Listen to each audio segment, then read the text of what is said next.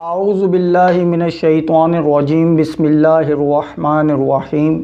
جیسے کہ آپ حضرات کو معلوم ہے کہ زکوٰۃ کے مصارف پر کلام چل رہا تھا،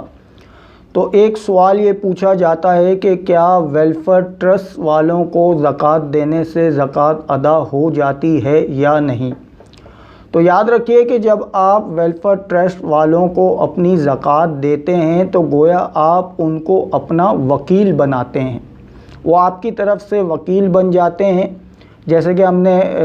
پچھلے پروگرام میں بھی یہ عرض کیا تھا کہ زکوٰۃ میں آپ اپنا کسی کو وکیل بنا سکتے ہیں اور وہ وکیل کسی اور کو بھی وکیل بنا سکتا ہے۔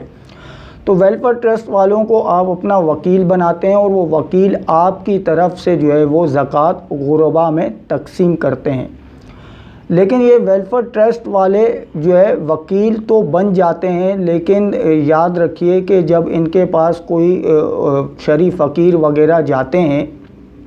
تو یہ ان کی بہت زیادہ عزت نفس کو مجروح کرتے ہیں۔ ہم نے اکثر دیکھا ہے ویلفیئر ٹرسٹ والوں کے دفتروں کے باہر غربا کی لائنیں لگی ہوئی ہیں، اور یہ انہیں بلاتے ہیں صبح 7 بجے آ جائیں، اور ایک فارم دیا جاتا ہے، اسے اس سے اٹیسٹ کروا کے لائیں، اس سے اٹیسٹ کروا کے لائیں۔ اس کے بعد پھر یہ ان کے گھروں پہ جا کے انکوائریاں کرتے ہیں، ان کے پڑوسیوں سے پوچھتے ہیں، گلی محلے میں ان کا پوچھتے ہیں، جس سے ان کی بہت زیادہ تذلیل ہوتی ہے اور ان کی عزت نفس مجروح ہوتی ہے۔ تو آپ سے گزارش یہ ہے کہ اگر آپ اپنی زکوٰۃ کسی ویلفیئر ٹرسٹ والے کو دے رہے ہیں تو کیوں نہ آپ خود کسی شریف فقیر کو اپنے ہاتھ سے وہ زکوٰۃ دیں۔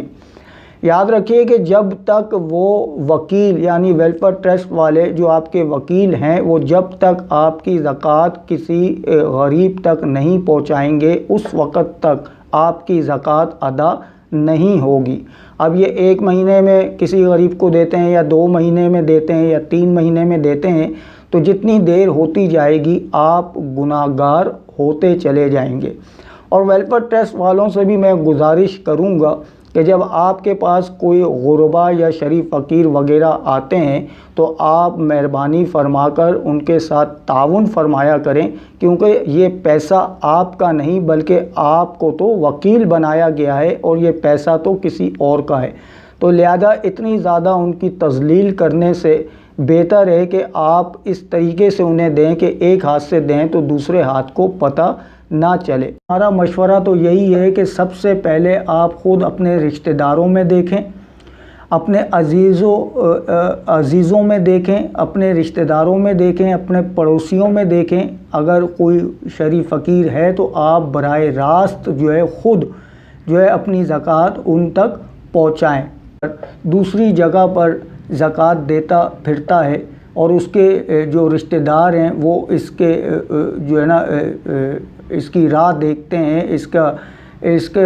حسن سلوک کے محتاج ہیں، ان کے ساتھ یہ حسن سلوک نہیں کرتا اور دوسروں کو دیتا پھرتا ہے، تو نبی کریم صلی اللہ تعالیٰ علیہ وسلم ارشاد فرما رہے ہیں کہ قسم ہے اس کی جس نے مجھے حق کے ساتھ بھیجا، اللہ تعالیٰ اس شخص کا صدقے کو قبول نہیں فرماتا جس کے رشتہ دار اس کے سلوک کرنے کے محتاج ہوں اور یہ غیروں کو دے۔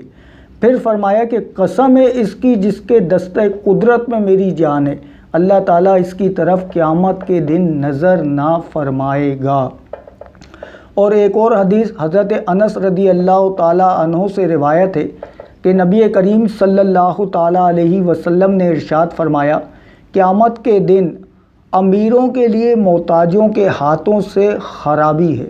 محتاج عرض کریں گے، ہمارے حقوق جو تو نے ان پر فرض کیے تھے انہوں نے ظلماً نہ دیے۔ اللہ عز و جل فرمائے گا، مجھے قسم ہے اپنی عزت و جلال کی کہ تمہیں اپنا قرب عطا کروں گا اور انہیں یعنی امیروں کو کہ جن پر زکوٰۃ فرض تھی اور انہوں نے غریبوں تک نہ پہنچائی کو دور رکھوں گا۔ تو ویلفیئر ٹرسٹ والوں کو دینے کے بجائے خود براہ راست ان تک زکوٰۃ پہنچائیں۔ اللہ تبارک و تعالیٰ سے دعا ہے کہ جو کچھ ہم نے سنا اس پر ہمیں عمل کرنے کی توفیق رفیق مرحمت فرمائے۔